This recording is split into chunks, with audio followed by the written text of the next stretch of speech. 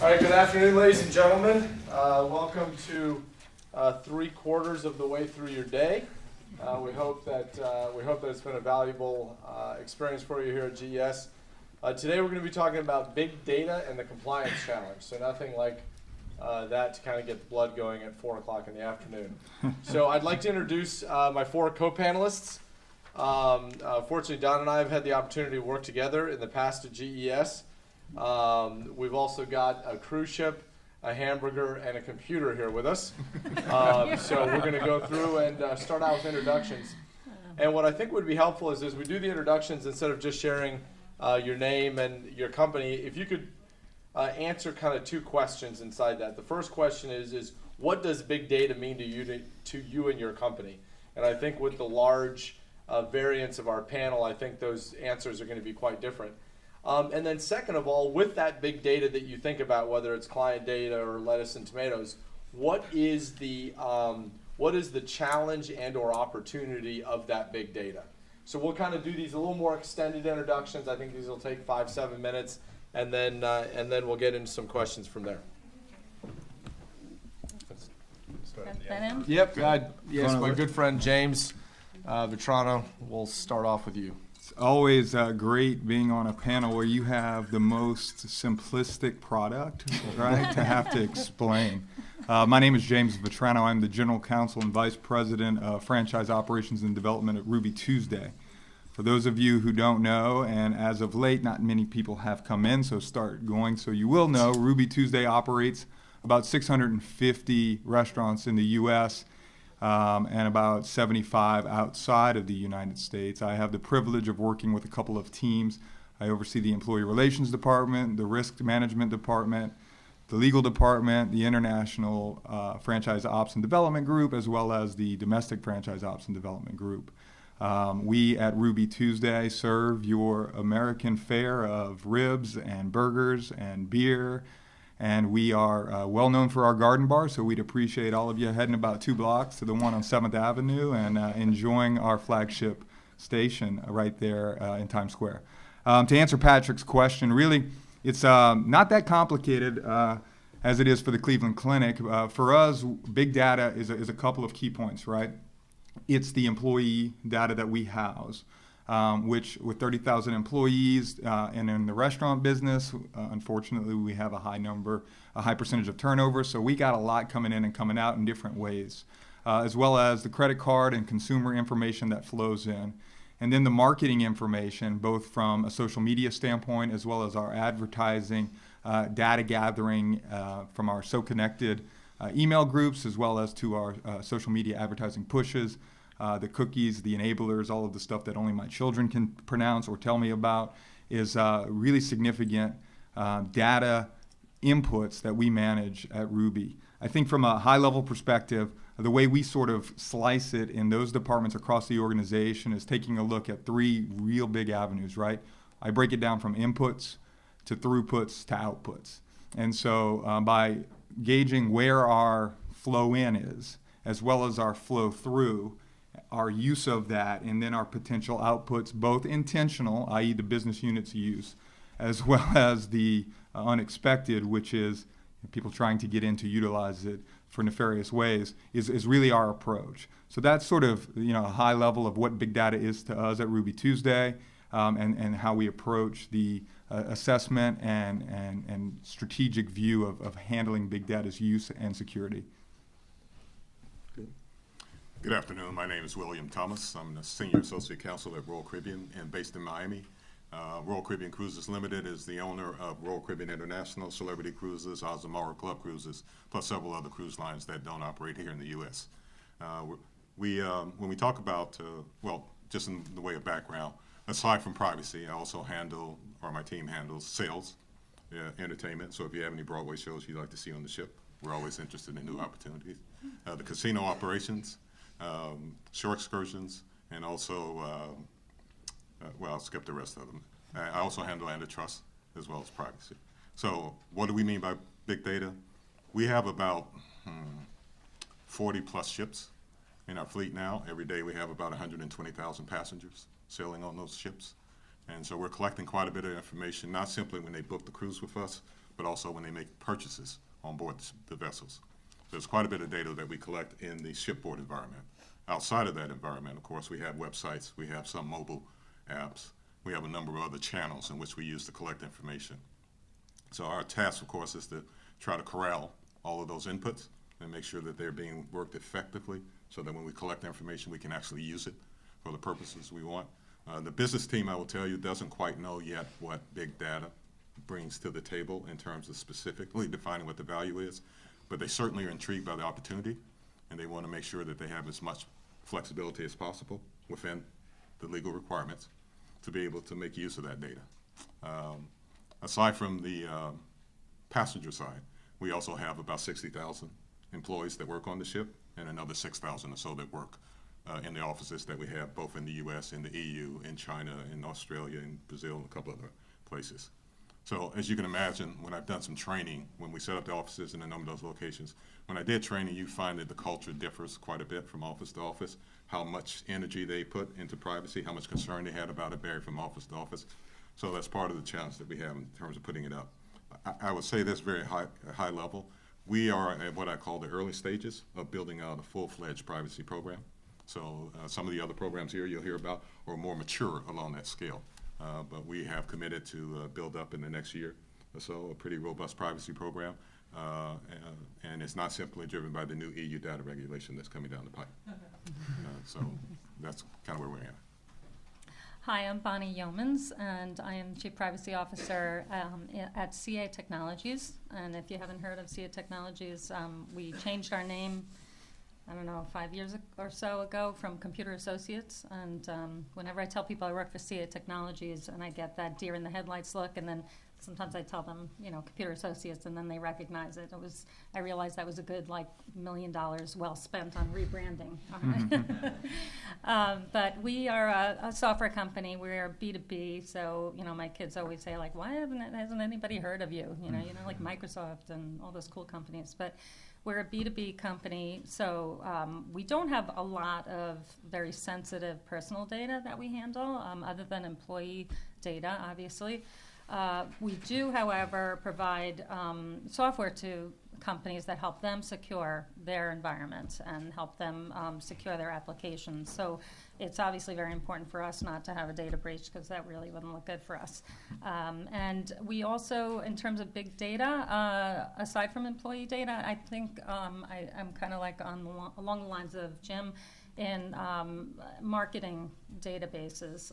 We do like to understand who our prospects are and our customers are, and use that in a way to market to them. And that's, a little bit about what keeps me up at night, is just how we're using that, especially in light of the new EU data privacy directive regulation, that's coming down the pike, which I don't know if we'll get into, but that I think is really going to affect how companies have to collect and store personal data, even forgetting about credit cards and social security numbers. Just any personal data you collect, there's going to be a sea change in how that is handled, and that's kind of what I'm focusing on a lot.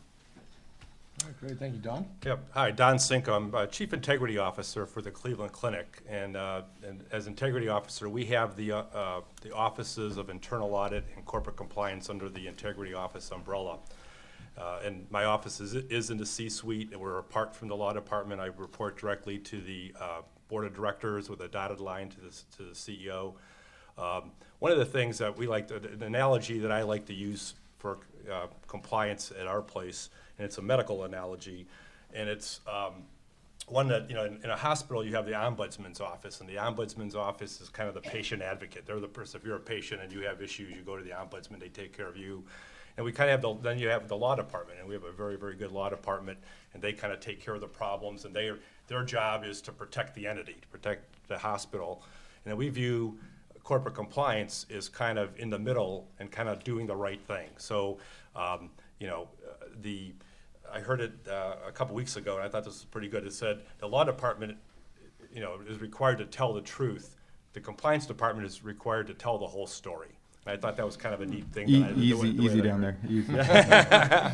But another analogy, very quickly, is I like to, from a medical standpoint, is I view the law department is like surgery, and compliance is preventative medicine.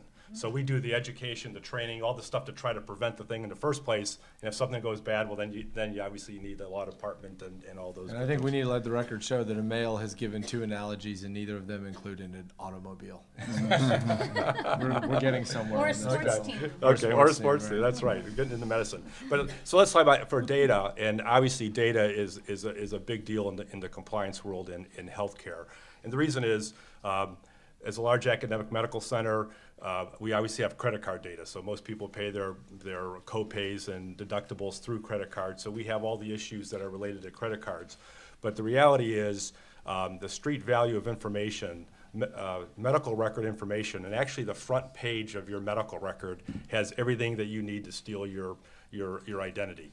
Your front page has your name, social security number, your date of birth, your address. And we have we have 6 million patient visits a year at the clinic, so we obviously have a lot of data from that standpoint. The other thing that I was telling Patrick earlier that is a big problem in healthcare is the conflicting agendas out of Washington.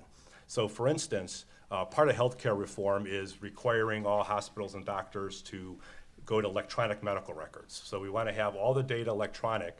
And one of the goals is to basically be able to centralize data nationally from a patient safety and quality standpoint. So that if I, Don Cinco, am in New York and I have to go to the hospital today and I go to a New York hospital, the government wants it so they can just access my patient information at the clinic so they can determine, do I have any allergies? Am I taking any particular prescriptions? Is there anything they need to know about? Do I have a pacemaker? So from a patient safety and quality standpoint, it'd be great if every hospital can access this information, to provide quality care to the patients. The other side of the coin out of Washington are our HIPAA laws. And HIPAA says you've got to protect that data. You've got to seal it off, and you've got to make sure that only people that are required to look at it can look at it. But they need to be able to look at it immediately and anywhere. Yeah, exactly. So one side says, no one can look at it unless they need to, and the other side says everybody's got to be able to access it. And it's a real problem. And in the healthcare world, I think most hospitals side on the patient and patient quality and care, and we want to be able to do that as well. But as you can imagine, if any hospital can access anyone's information, how do we at the clinic prevent somebody from somebody else, some other place looking at it and stealing that data? And it's so easy to access. Great. And so one of the things that I want to do is in this area of either compliance or law, data privacy is obviously, it's become a much larger topic of conversation now than it was even 5 years ago. So I'll start off by asking a question that's not on any of our notes or neither do we discuss beforehand, just to keep everybody on their toes.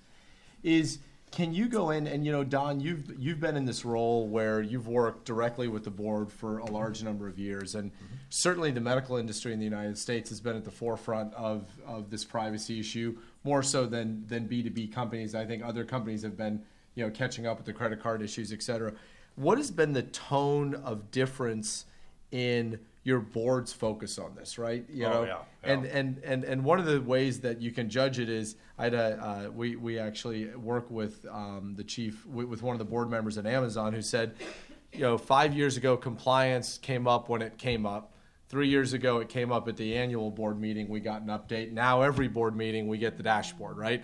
Yep. And that's a real interesting actually statistic. And so if you could talk about how has it changed in your business from 5 years ago to now at the board level and those conversations. And then William, if you could pick that up, because I think your industry is one where it probably was almost non-existent 5 years ago. And it'd be interesting to see the difference in your business, a very proactive privacy segment of the U.S. business, segmentation. And then Bill, if you can speak to that next. William, that would be great. Yeah, you're absolutely right about the change. And one of the things that happens in healthcare, and I'm really fortunate in our organization and from a board standpoint to have board access and actually get a lot of time on board agendas. Like I said, I report to the audit committee. We meet 6 times a year, and then obviously the board meets quarterly. But I get 45 minutes on the audit committee agenda at the meetings. And so when I do compliance presentations, we get into an awful lot of information, a lot of detail of what's going on. Because as you can imagine, in healthcare, compliance is, there's a lot of activity. It probably wasn't like that a while back ago, just as you said. But as more and more focus is on not only the regular compliance, but HIPAA, and I have cybersecurity also, because in healthcare, we've got IT security, which handles the HIPAA security side, but since that ties in with privacy, I've got our CISO has a dotted line to me as well, and we have to work on that. So we do board presentations on compliance. I also do the cyber presentations. Cyber, in healthcare, the number one risk in healthcare is patient safety and quality. If a hospital starts having problems with patient safety, you go out of business fast. So that's always number one. But cybersecurity has gone up to number 2 now. Has it really? Oh yeah, it's what they talk about. I'm asked to present, give updates on what we do. So, like you said, 5 years ago, nobody even talked about it. So it's gone from not being talked about to the number 2 item after. It's number 2. We just had a board meeting on Tuesday, as a matter of fact, yesterday morning, that I presented updates on that area. So there's a lot of activity, lots of questions. You get lots of board member questions. So you're right, being on your toes, you've been prepared for Funny that. what a little personal liability does. Yeah, Huh? well, that's exactly right. But you're right, and we're fortunate we have a board, an active board, which from an audit and compliance standpoint, an active board is your best friend. Yes, it is. Yeah. So, William, if you can kind of share that same, before and after over the last 5 years and those transitions you've gone through in those board conversations. Okay, so I go back a little bit further than 5 years. All right. So around 2008, we decided strategically that we wanted to greatly increase how many guests we source from outside of the U.S. So around that time, I think we were around 15% of the guests, and we set a pretty ambitious target of being more than 50% sourced outside of the U.S. by 2011, I believe it was. And we actually achieved that. Congratulations. So we saw a market rise in guests being sourced outside the U.S., and you could see kind of a trend in terms of the attention paid to privacy that kind of mirrored that. Now you're getting a lot of guests. Now the company exposure is greater because now the EU regulations make a bigger deal to you, the Canadian regulations, the Australian regulations, whatever outside the U.S. made a bigger deal to it. And then recently we've seen a real focus on cybersecurity at the board level. So initially I think what you would see are questions along the line, what does this mean? What is cybersecurity? And if you went and looked, there's so many different definitions of it. Trying to make it practical has really been the focus, I believe, of what we're trying to do, and to show that we actually have a program. Now, I don't really have cybersecurity per se, because we have a CISO. So we have a Chief Information Security Officer. They're in the IT group. We work hand in hand on a lot of different projects because we want to truly avoid the silo effect. And so we try to, through working groups, through oversight committees, which are at the VP level, make sure that whenever we're doing something related to privacy, data, that we're doing on a pretty integrated basis, involving a lot of different stakeholders. So the stakeholders change all the time. As different issues come up, different stakeholders are there, and we try to make sure we're going out and reaching out proactively to get them involved. Here's what we're looking at. Tell us what you're trying to do, and let's work together to put a program in place for the company that really makes sense and puts us in a position to be in compliance. So in these regular board updates, there's the part of the update that doesn't change every board meeting. Is there a section in there now specifically around cybersecurity, these data privacies? How is it that you're reporting that not what is the information, but how are you reporting it to the board? And how have you seen that shift over the last several years? All right, so several years ago, I would not have been involved in it, so I didn't really see much in terms of what we were doing on at the board level. Now, a lot of the information first comes to the audit committee. And so the audit committee is very directly engaged in security, privacy matters, a lot of risk areas. And so over time, if you went back and looked at a report 2 years ago and looked at a report today, the percentage of time and attention being devoted to what I call the whole data issue has increased pretty significantly at the audit committee level. On the board level, I don't really see that as much, but that's what I'd say now. So James, we're going to take this from the board level and kind of come down inside the business. If you could speak to, inside businesses, you often have lots of different areas of the business touching this data. How do you manage that they can actually work together, that you can actually get the data? You talked about it comes in, it flows through, and it goes out. If you can speak to a little bit about how you can manage those security and privacy compliance efforts, but how do you manage that when you have different parts of the organization touching it? Yeah, kind of jumping on what William said, Ruby Tuesday is getting up to speed with the technology that is required to manage this on a day-to-day basis. And really it starts with the people, educating them on what we're dealing with and the why.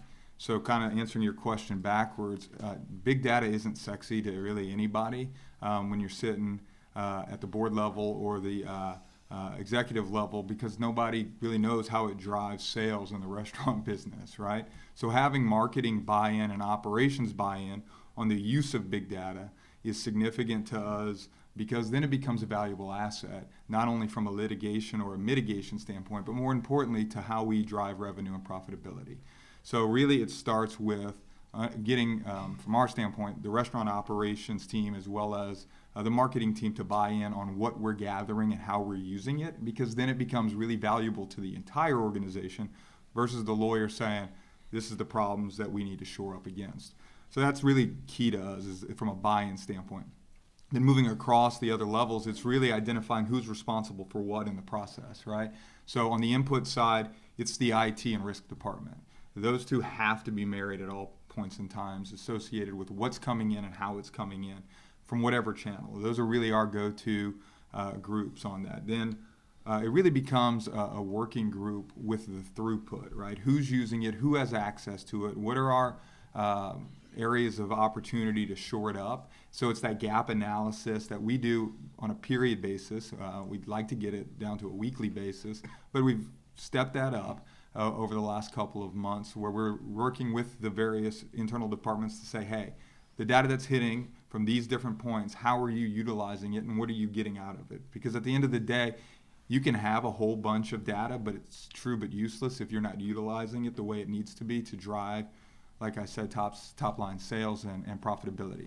So then that really, once I have ops and marketing in, everybody's happy when ops and marketing are in, right? And then once I get across the spectrum on the finance side, as well as supply chain from vendor management and understanding what we're using, then it gets into, hey, how's it going out and how can we shore up against losses to be able to raise our tide from a profitability standpoint.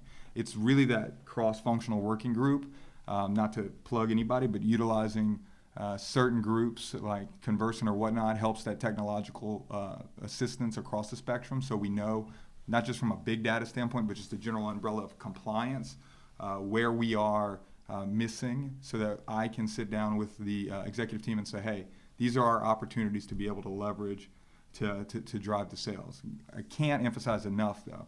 In our organization, if you aren't selling it, if it's not sexy, if it doesn't have appeal to drive top lines, it's going to fall on deaf ears. So we really have to reverse engineer and sell the why so that I can achieve the what. I hope that was responsive. Yeah, it was. So Bonnie, you have a specific privacy role rather than a broader compliance function. So within the legal group, explain how you work across those different parts of the organization, because you've got this very clear, specific mission, right? It's no, nothing can go wrong. How do you get that to work across the business and still allow the business to be aggressive, allow the marketing team to move forward, allow the sales team to access all their data, et cetera? Yeah, that's a good question. So, so I'm just the privacy officer, and so I don't have those other roles, but I work within the compliance and ethics group at CA, which is part of the legal department. So I work really closely with all the other lawyers, but I also work across the organization. And what I like to do is sort of classify the data and classify the risks associated with the data, and then deal with it that way, because obviously marketing data and contact information is not quite as risky as credit card information, but it doesn't mean you don't have to protect it. So what I do with our IT security, and I liked your other question. Sorry, you didn't give it to me, but You can answer it. Yes, please do. You can answer it. I defer. well, I think that the heightened awareness of cybersecurity has really helped me in my role. Not only is it sort of job security for a privacy officer, but it also helped me to get funding. So I don't know if any of you deal with the issue of budgets, but that's always been a problem at my company is, I want to make sure we have the right IT security in place, but we can't really afford that, and now, not every company is doing it, so yeah, maybe next year or whatever. But once cybersecurity and data breaches became a big thing, and obviously the laws coming down the pike, it made it a lot easier for me. And what I do, one little trick I learned is I kind of use, I don't want to use the word manipulate because I am at an ethics conference, so that doesn't sound right, but I utilize our internal audit function within CA. I kind of strategically get them to audit me. And if they have a finding on something, it all of a sudden, we get a lot of budget to get something done. So it's kind of an interesting, you don't want a big ugly finding, but like a nice little Small finding. nice little friendly finding. So that's how I got encryption on all our laptops. That's how we got DLP to be implemented, data loss prevention implemented on emails. You just have to explain what the risks are of not doing it. And, again, with the heightened awareness of cybersecurity, it's not that difficult to sell that. But going back to your question was about, so my role. So I work across the departments. And with marketing, I do work differently. It's more of a balance of, I don't want to stop the business from being productive. I want to make sure that the marketing team is able to reach out to people and get prospect data and collect a lot of information so that they can accurately target and market to people. I mean, obviously we need to do that like any business. And the likelihood of us getting into really big trouble with that data, maybe not so much. You kind of have to do a balance. So with opt-in, opt-out on emails, that's always a struggle that I have, because in the U.S. we have an opt-out regime, which means you could basically email anybody you want as long as they haven't opted out and as long as you give them the right to opt out. Whereas in Europe it's more opt-in.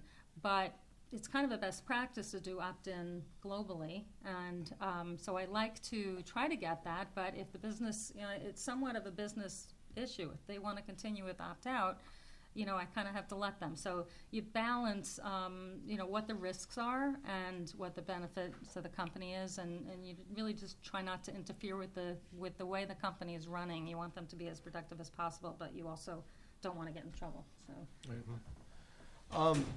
So one of the things that I'd like to chat about real quick is how this gets communicated into the organization. So it's always been interesting to me that it's probably not a surprise, lawyers and marketing are not one of those things that often go together at kind of first thought. Is how do you, Don, within the Cleveland Clinic, do you guys start with there's actually a restaurant in Denver where I live, and the restaurant tells you literally when you walk in the door, it's all the things you can't do. You can't bring a dog. It literally says no strollers, no bikes. And it tells you all these things you cannot do. And it's this real lovely place, but all what I think of it's the do not restaurant, right? Yeah, you're right. And so how do you, because it's really important, you've got to get these very clear kind of rules across, right? And do you start with the why we should be doing things or not?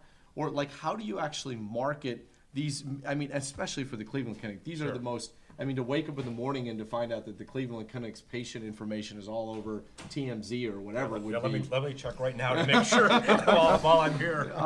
So how do you manage that, fear, guidance, education inside the organization? That is a great point that we wrestle with. First of all, I made a note to my audit staff's only going to have friendly comments now forever. When we write audit comments, now we're going to go for the friendly ones. But no, you're absolutely right from a communication. Because one of the things that we get a lot, and it's one of our focuses, is people don't want to hear the things I can't do.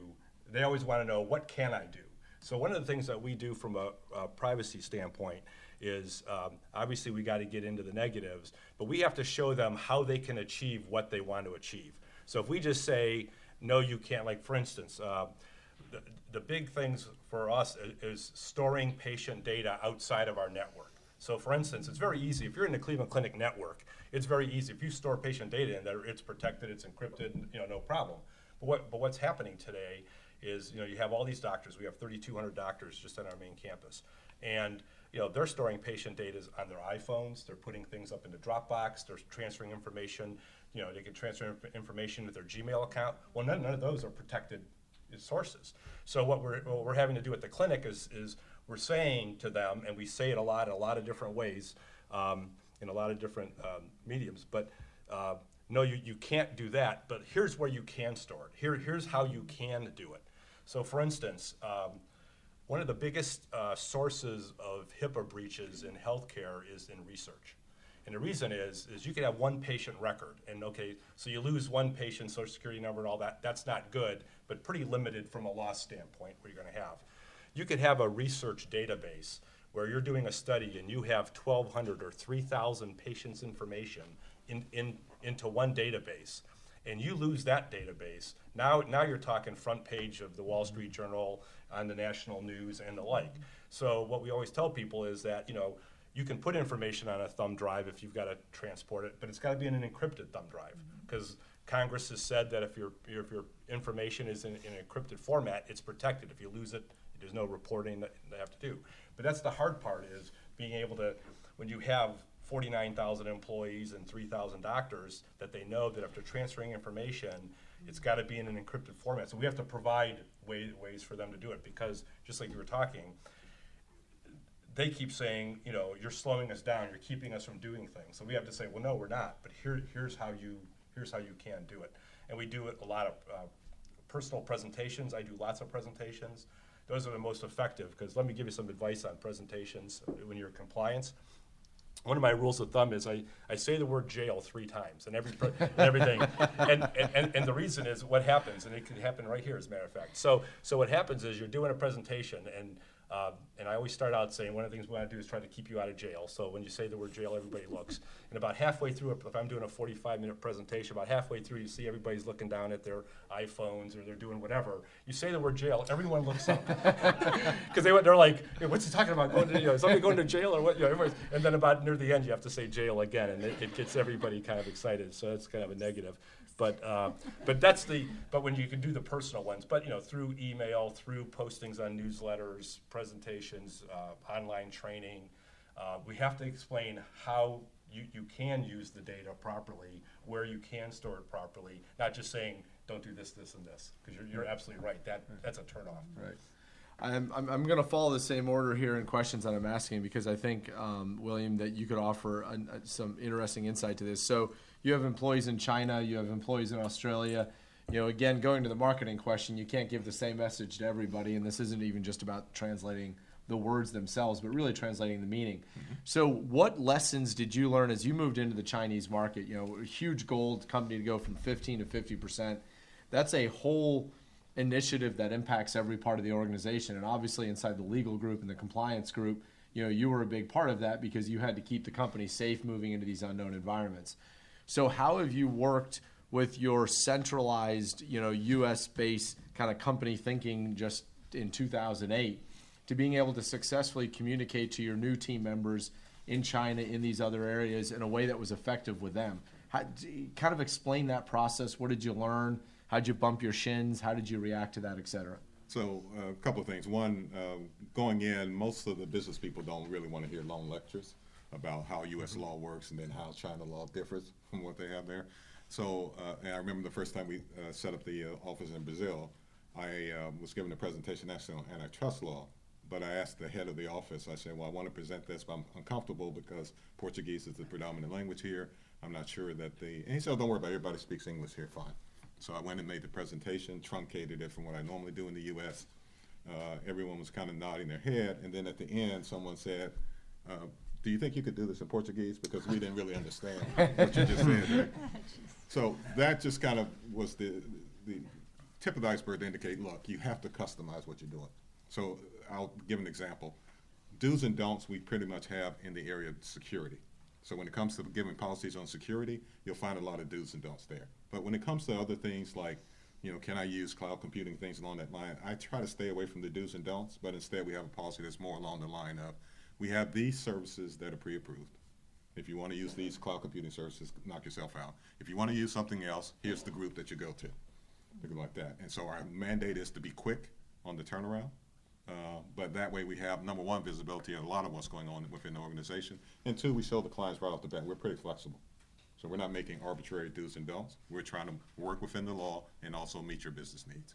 So when it comes to training now, we have translated some things like our code of conduct and things like that, but we're going a little bit beyond that. We're trying to understand culturally, how does the local employee view a lot of the regulations that apply in their market, and then try to tailor our presentation to match their speak. So I don't want to come in talking about U.S. concepts. I really want to come in as if I had been practicing in China or Brazil or wherever the market is for a while, and then speak to them in the language that they can easily understand. To be honest, to be effective there, you need to have someone present it in language. But we're trying to create the materials and then have it translated, normally presented by someone there, hopefully not a lawyer. It's nothing against lawyers, but you know, sometimes it doesn't go over quite as well in terms of communicating with the people. Practically, here's what we're asking that you do and that you don't. So that's generally how we approach it. Right. So James, you know, I can imagine that your employee group is very heavily weighted to millennials. You know, as you talked about with 30,000 employees, you know, you could still be onboarding, you know, at a 70-80% turnover. You can be onboarding literally tens of thousands of employees a year. How do you know, so you've got a generation that doesn't like to be told what they can and can't do right off the bat. You've got, you have a short amount of time to get these impressions across because the GMs want to get the people in the restaurants and don't take their time, et cetera. So how have you taken the things that you care about the most at Ruby Tuesday? There are certain compliance, certain privacy things. There's the credit card. You know, there's a couple things in here that really matter, and there's the 90% that doesn't matter as much. Mm-hmm. So how do you effectively market that, that message that you want into your marketing cohort, which is these new employees, et cetera? Yeah, it's a really great question as we see these generational shifts in the workforce, especially as the millennial workforce comes in the restaurant business. I heard, I think it's Alex, the GC speaking this morning, and it's always great when the stuff you've been saying is said by somebody in a much bigger position than yours.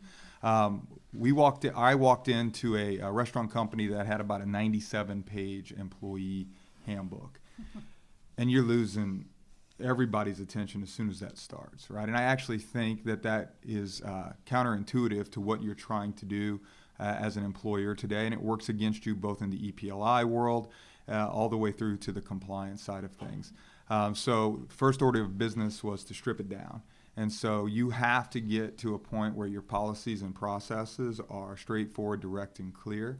And it's, in our opinion, synonymous with our one team, one dream sort of approach of compliance in my mind is like a 80s and 90s term, and we're pushing transparency, right? Now, the weird thing is that you've got this sort of hypocrisy between transparency and security, and you've got the fulcrum of use of all that stuff in the middle of it. But for us to be a transparent organization, it has to be straightforward and simple, especially with our 30,000 employees in the restaurant business. Our job is to get them suited and ready to serve our guests so that we are setting an example for a really wonderful guest experience versus going through the tedious and miserable handbooks. So it really is about slimming it down and going right at what the heart is. And we all kind of know what the heart of it is, right? How do you, in our business, it's very, very simple. Credit cards for our customers and treating people with respect and doing the right thing. So what are those 4 to 8 policies that you need to know, and the 1 or the 2 that the EEOC or the Department of Justice require us to have when we're talking domestically? So that, and like I said, leveraging technology, the expectation of the workforce coming in right now is they're not going to sit and flip through a handbook, right? Touching paper bores them. Now, sort of balancing that with the FLSA and other requirements relative to our non-exempt workforce is tough. But we are leveraging technology to really get to that sort of a flow-through of transparency and simplicity in both what's onboarding as well as how we're going to handle all of the compliance issues. And then the really weird thing in our world is from a franchise side, right? With the big data and compliance world burgeoning, we are dealing with the ever-increasing regulation and liability in the franchisor-franchisee relationship. And then as we operate in 5 continents internationally, 4 outside the North America, and it's difficult because of the leverage in size. I've got some very sophisticated and well-funded international franchisors and master franchisors, but they aren't billion-dollar companies. So balancing their liability and risks with our support is really that new world for the franchise relationship, and we're pushing that envelope right now, both technologically as well as from a relational standpoint. So just a little twist on that one, Patrick. Okay, so I have one question for you, Bonnie, and then we'll open it up to the audience. So, Bonnie, people talk about budgets, and generally that quickly goes to capital thinking. How much money can you get, et cetera. What I'm curious is another very valuable budget is the time of all of your team members at CA. So you as a data officer are trying to get a point across, right? And people don't want their employees taking hours and hours of training. And so how do you get the message that matters to you the most out to all the far-flung locations, all your employees, and how do you think about their time from a budget standpoint and being able to make sure that you get enough of their attention, but not too much of the attention, and how do you get that message across? Yeah, that's always kind of been a struggle for us because we are limited in how much training we can put out. Our senior management doesn't want us providing hours and hours of training. And that makes sense not to have that because people just click. You really want it to be meaningful. So we do have compliance training. It's mandatory. But we also have messaging that goes with it, and we try to push it through the business. So, what I think is really the most effective is if employees are hearing it from their own teams, not just from legal. And Alex from GE mentioned that this morning as well, and I thoroughly agree with that. That, if you're a salesperson, are you going to listen to the lawyer telling you, you have to do this, or are you going to listen to your sales manager who's really there paying your salary and ready to fire you if you don't make the next sale? So it's better if it gets pushed through them. So what we do is we work with the senior managers in those departments. We help them if they want us to come to their meetings or obviously we're a global company, but we can present at meetings there, or we just provide quick tips. So we've tried to push it through the business. And also, I think a lot of what we do is really just working out the issues with the business. So instead of being the land of no, on Fire Island, I don't know if you guys ever go to Fire Island, there's the Ocean Beach and Ocean Bay Park, and Ocean Beach is the land of no, where you can't bring anything.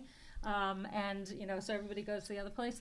But you don't want to be the land of no. And so when there's an issue that comes up that you hear oh, shoot, they're doing this and they're doing that, and oh my God, that's a nightmare. Why are they doing that? You get on the phone with them and say, well, what are you trying to accomplish? So I can help you accomplish what you're trying to accomplish. So most of the time you really can. It starts out oh my God, they're doing these horrible things. But if you find out what they're trying to do, there's usually a compliant way of getting it done. And then you show that you're a partner with that part of the organization. So, I think that really helps to build relationships. Excellent. So I want to see, are there any questions from the audience as we come up toward the end of this afternoon's conversation? Yes, ma'am. I think William said that he seeks to adapt the policies, procedures to the country where you're working. My question is, do you, regardless of the country, do you still have the same ethical requirements? You're just communicating them differently, or you are changing the requirements based on the culture? So from a privacy perspective, we look at it, I call them requirements. And the requirements derive from the law and regulations. They derive from our own internal statements, such as our privacy policy that we communicate to people, internal statements of value, and then finally contractual obligations such as PCI. So all those together collectively create the requirements. We have essentially a personal data lifecycle map that has 7 spokes to it. That lifecycle map is used throughout the globe to train our employees. No matter where you go, you're getting the same presentation, but the components of the spokes differ depending upon what region you're in. So we don't try to say that we did look at, should we have a single global policy that probably have to go with the most restrictive rules for each spoke, level of the spoke, and we just thought it didn't make business sense. So that's the way we approach it. Yes, sir. What approach are you taking around EU data privacy to try and be compliant? There's really 3 primary pathways. I know the Court of Justice has basically disallowed all 3. So I'm curious what sort of approach significant size companies are taking in that space. Yeah, we'll let Bonnie. I know this is an area that you're hyper focused on right now. So the European Court of Justice invalidated the safe harbor. They didn't really address the other mechanisms for data transfer, but I'm sure people know this, but data in the EU, there are restrictions on transferring the data outside of the European Economic Area to any other country that doesn't have adequate protection. And the U.S. was deemed not to have adequate protection. But we had a safe harbor, which was an agreement between the European Commission and the U.S. Department of Commerce that allowed us to transfer data if the company signed up, like self-certified, to compliance with certain requirements. And a lot of companies did it, over 4,000, including us. I don't know about you guys, but a lot of companies self-certified. It was sort of the easiest way to transfer data to the U.S. And then because of a court case against Facebook by Max Schrems, it rose to the highest level in Europe, European court system, and was invalidated. Now we have the Privacy Shield supposedly coming out soon. It's still got to be approved. But basically, that's what a lot of companies are dealing with now. They're trying to figure out, are they going to sign up to the Privacy Shield? It's got a lot of similar restrictions as Safe Harbor, so I would presume a lot of companies are going to do it. There's more oversight. There's a lot more requirements on the U.S. government than on companies. The government had made representations about mass surveillance, that they're not going to do mass surveillance, that they're going to provide a means of redress for people who feel that they're wronged.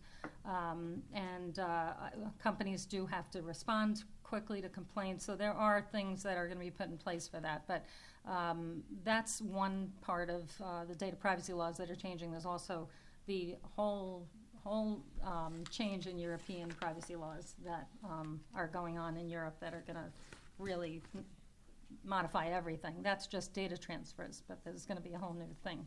I don't know if I answered your question. No, you but, did, because I know there's binding corporate yeah, roles, we have binding corporate contractual roles, and clause, those are your yeah, there's a lot of complicated ways to be able to transfer data to the U.S. And I don't know. I think this is just my own personal opinion. It's kind of silly that they think that we're so inadequate. Meanwhile, we've been probably enforcing privacy and security more than Europe, by multiples, and over the last 10 years, much more than Europe. So. It's my little political speech. I don't think. All right. Well, on that note, I am actually the moderator at the keynote panel upstairs, which starts in about 5 or 6 minutes. So I'm going to excuse myself. If there's any other questions that you'd like to ask the panelists, I'm sure they would be more than happy to work with you. I really want to thank you, James. Thank you very much, William, Bonnie, and our good friend Don. It's wonderful to work with you again. Good to see you. All right. Thank you very much. Thank you. Thank you. Okay.